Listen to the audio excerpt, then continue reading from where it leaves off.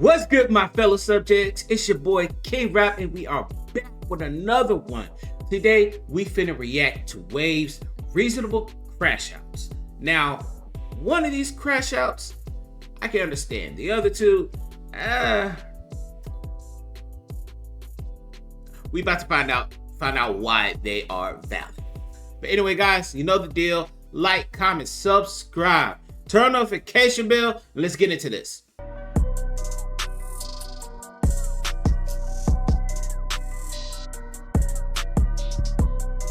We talked about this on the show before. You have African-American rappers saying N-word this and N-word that, but a Caucasian can't. So say it.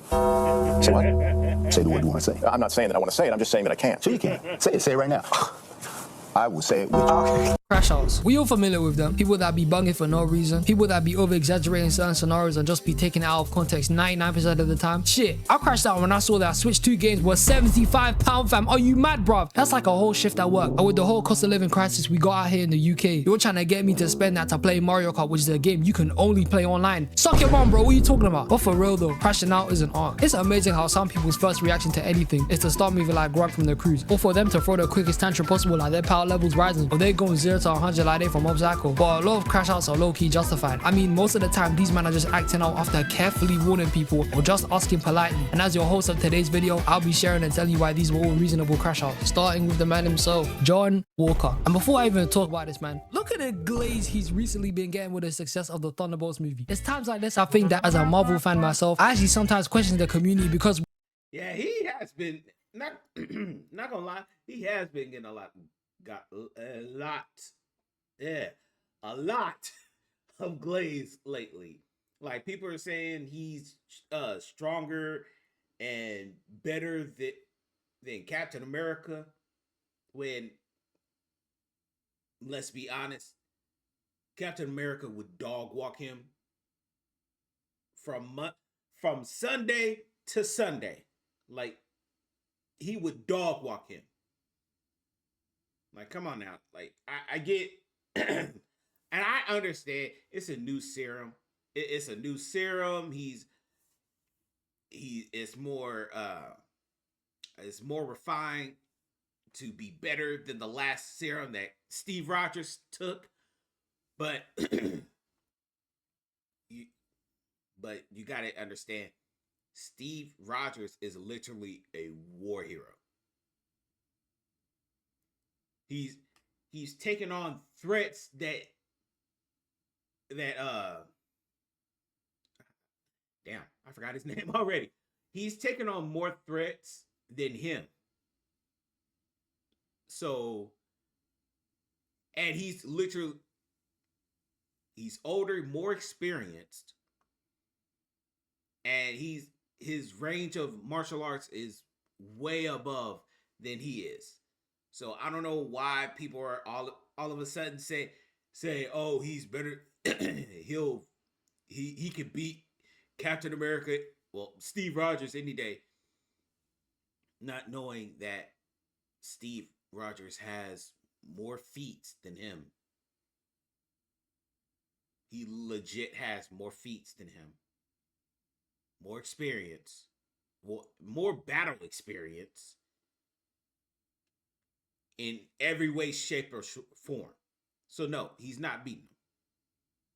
I don't know where people are getting this excitement for him out of nowhere. So they were hating on this man for no reason. Don't get it twisted. I'm guessed that you man are finally recognizing peak. But I've been saying this since Falcon and the Winter Soldier, fam. John Walker has always been cold, fam. His suit was peak, the fights were fire, and his story was peak. US Agent is such a cool character, but he got sold completely in the story. He was more than qualified to be Captain America through his accolades, achievements, and physical capabilities. He was an S-tier rank for this role, bro. Big man take. I mean, shit. If we're being completely honest here, after I watched Thunderbolts with my boy, I think John could beat Steve in a fight, and it might not even be close, fam. After that super jump he did, which I did not know they could do, fam. I didn't even know that was possible. Bruh, let's be for real. Let's be for real. He's not beating Steve. Like I said, he's not beating Steve. And y'all can say what y'all want. He's not beating Steve. Had me in the cinema with my mouth dropped. I didn't know he could do that. It was crazy, fam. But seriously, John Walker had every right to bug out and do what he had to do in the show. And you know, I'm just gonna cut the shit and get to the part where everybody supposedly throws shade to this guy. So the moment that made everybody hate John Walker, which is mostly the part where he killed the flag smasher, and everybody saying things like, oh, the guy was trying to surrender. A hero doesn't kill. And by far my favorite one, Steve Rogers wouldn't have done this. Like, you sure Steve Rogers hasn't killed anyone, bro?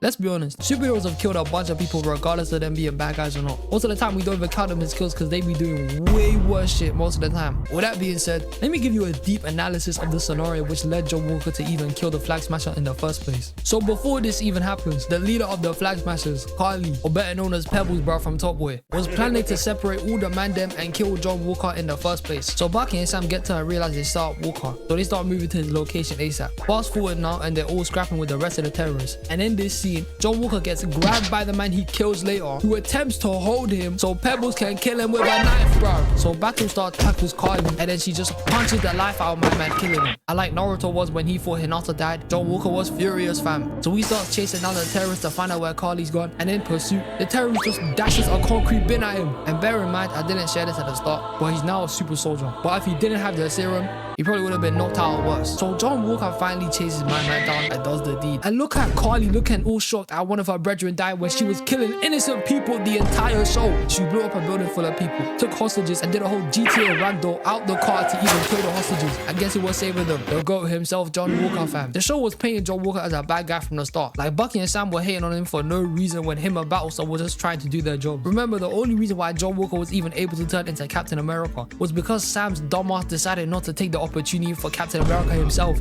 Yeah, he should have just took the shield and literally became Captain America at that point. Like, what was the point of what?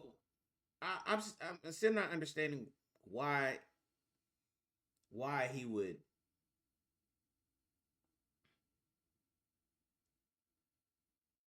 Like, why would you not take up the mantle of Captain America when Captain America himself literally gave you the shield to be Captain America? But because you didn't take up the mantle, so they gave it to somebody else. Yeah, I never understood why he didn't just take up the mantle.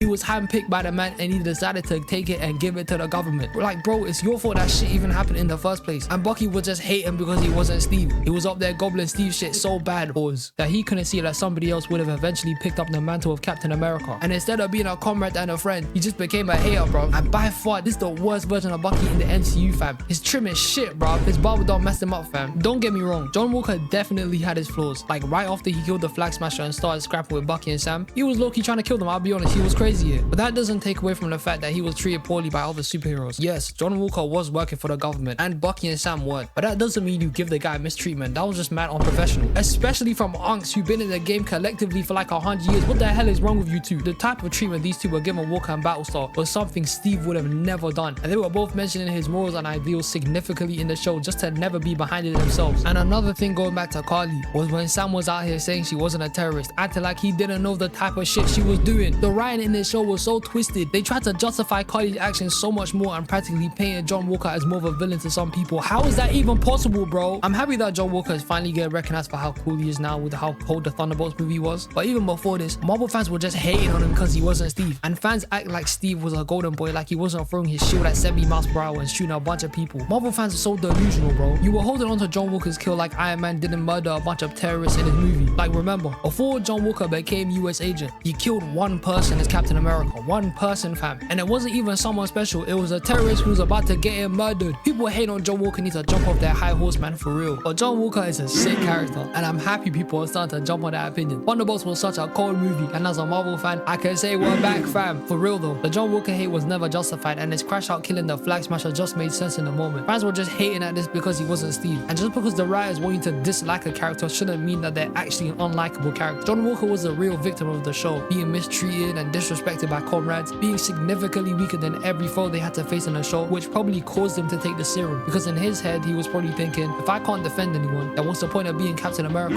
And him seeing his best friend die, the only guy who was by his side, to then kill the murderer, to then be demonized and stripped away from his title by the government who made him into this, and he still took it. But it wasn't him that killed him. It was the girl. So I'm not understanding why he could have legit just had him arrested. Like, I get in the moment you're just rage, you're filled with anger, but like still that he really didn't have to kill him. He could have just used him to track down the other girl. But yeah, I get him crashing out. But like, yeah, to me this doesn't seem reasonable, because he didn't get the actual person that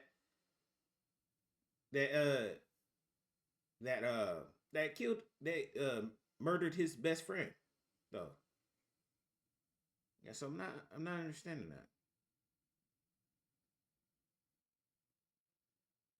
Yeah,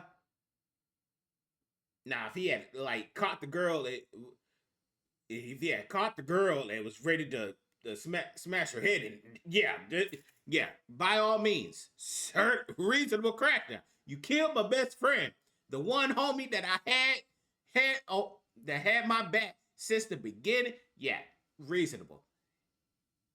Him killing the associate. Yeah, I'm not. See, I don't see the reason for that one.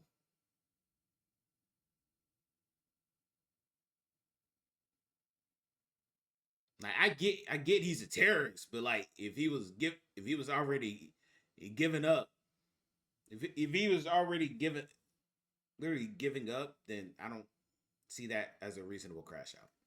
Like, don't now listen. I will admit he was getting treated badly. Now, I'm not saying he wasn't. He was getting the crap end of the stick. But but like I said, him murdering the associate wasn't reasonable. Now, if he'd have caught the girl, I would have, hey. Well, now I think about it, if the associate was like her best friend or anything, granted, I watched bits and pieces of the show, not gonna lie.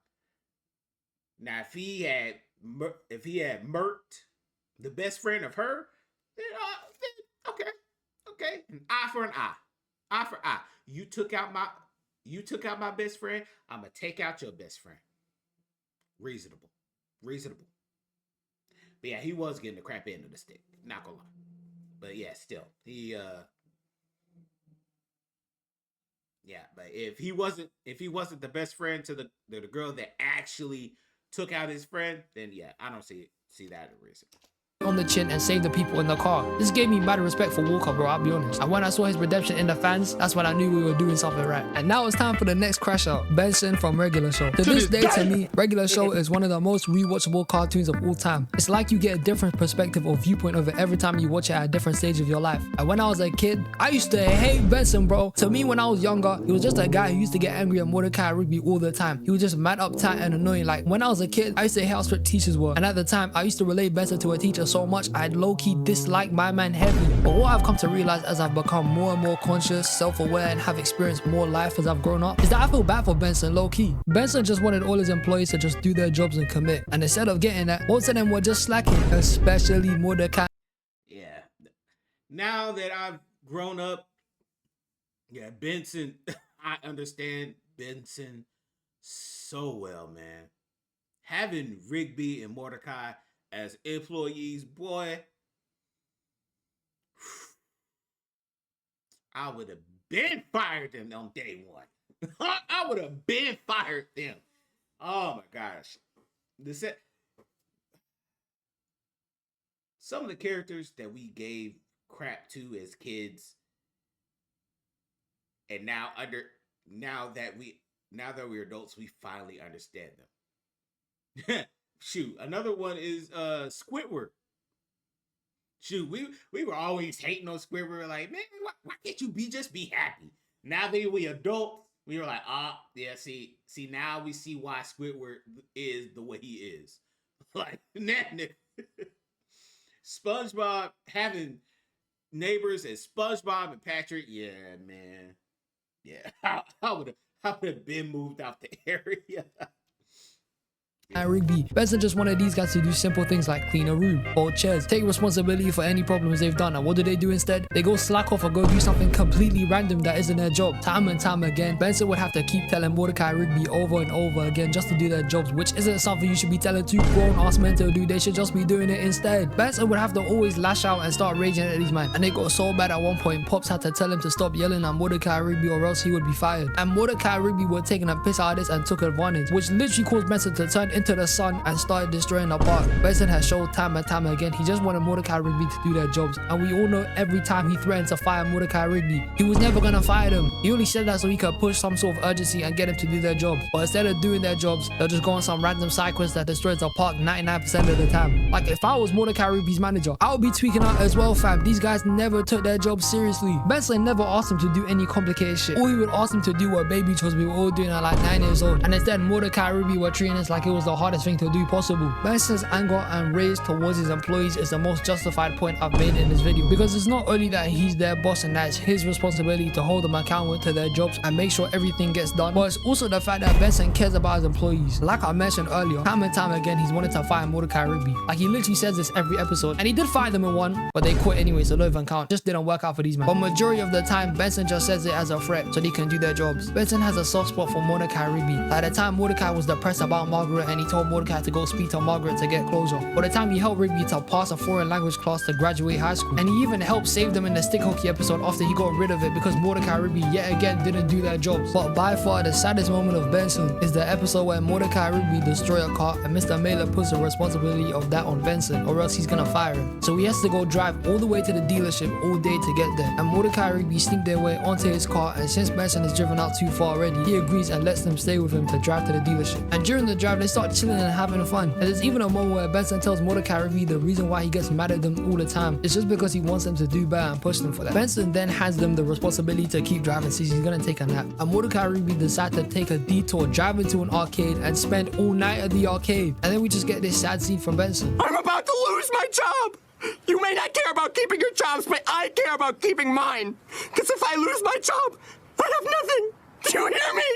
I have nothing! All Benson wanted to do was get these men to take their job seriously, do better in their lives, make something of themselves. But instead of that, they just messed up. They just messed about, which slowly had repercussions and problems toward Benson since he's their manager and takes responsibility for any job or work they haven't done yet. I mean, Mordecai Rigby most of the time will complete a task of something, but it's normally at the cost of something else. Like when Benson, who was very extreme for this, I'm not gonna lie to you, hired a bounty hunter to find his car, and Mordecai Rigby stole the car to fix the window they broke, which eventually caused the bounty hunter to just blow up the car, but the glass stayed. Like that's a piss take, I'm gonna be be honest, fam. But for real though, if we're keeping it 100, for us adults now that used to watch regular show when we were kids, probably sympathize with Benson a lot more now, as we ourselves have grown and gained a lot more responsibilities and realize way more now. Mordecai and Ruby were in the wrong most of the time. I really and truly, they should have been fired a long time ago, bro. I'm not gonna lie to you. And now for my final crash out. And before I even enlighten you on why this person was right for getting angry, I'm gonna paint a picture for you so you can get the most out of this explanation. We all most likely have somebody in our lives we hate. It's deep in our bones, deep in our hearts. I'm talking about when you hear their name, you get furious, fam. You just start raging with envy when they start winning and you don't. And you weren't always like this. You and this person used to be friends, comrades, something like brothers. People couldn't separate you two sometimes because of how close you were. But then they betrayed you. They let you down in your darkest hour. They fumbled when you needed them most, and after that moment, you vowed to never trust a human soul like that ever again. Now I want you to take all the anger I've just helped you resurface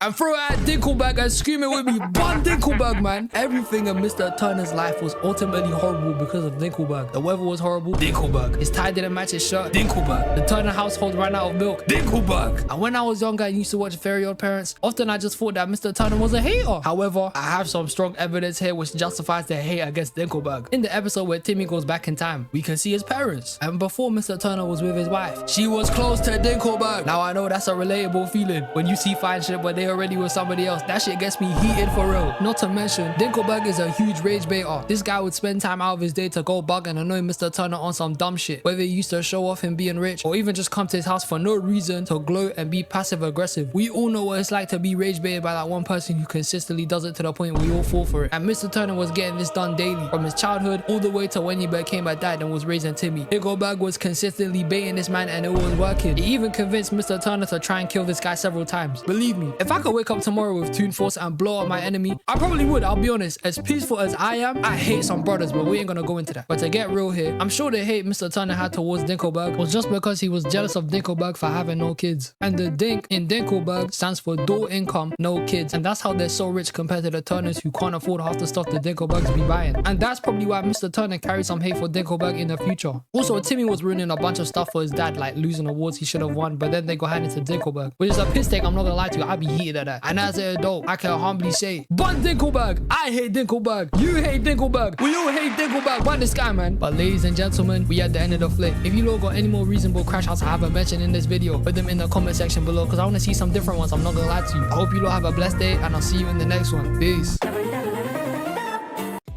Well, there you have it. The reasonable crash outs. Other than John Walker. Like him, like I said, if the person he murked was the best friend of the girl, then yeah, I say reasonable crash out. But I don't know. I might have to watch this show. I might have to watch the show again. My memory of the show is a little hazy because every now and again I watch it. But it's been a while. Every now and again I watch it and then I stop for a long time. And then watch it again. But yeah, it's been a while since I watched it again. I mean, since I've watched it. But yeah. But yeah, other than that, I don't see that as a reasonable crash out. I get, now if that was the best friend of the girl, then yeah. Eye for eye. But anyway, and Dinkelberg, ooh.